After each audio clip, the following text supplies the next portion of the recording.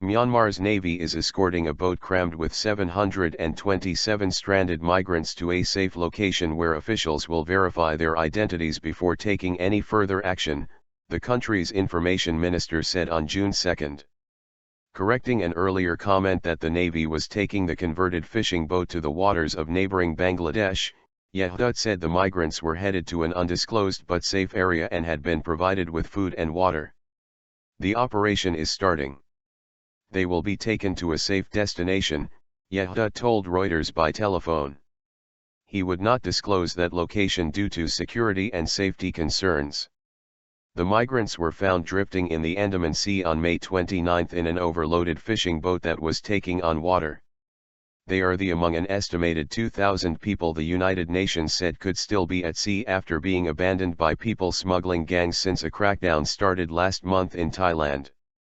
Myanmar's government initially labeled the migrants Bengalis, a term it applies to both Bangladeshis and Rohingyas, a mostly stateless Muslim minority of about 1.1 million living in Myanmar's Rakhine state. Myanmar's government refuses to refer to the Rohingyas by name and insists most are illegal Bangladeshi migrants. They live in apartheid-like conditions and are deeply resented by Rakhine's Buddhist majority. The Rohingya exodus is a sensitive issue for Myanmar, which is under international pressure to grant citizenship to the Rohingyas but risks outrage at home if is seen as recognizing them among its dozens of ethnicities. U.S. President Barack Obama on June 1 said Myanmar needed to end discrimination against Rohingyas in order to make its fledgling democracy a success. A Navy officer who declined to be named told Reuters on Sunday that some migrants aboard the crowded boat could speak a dialect that is used in Rakhine State but not widely spoken in Bangladesh. The seaborne exodus has mushroomed into a regional crisis for which Myanmar insists it is not to blame.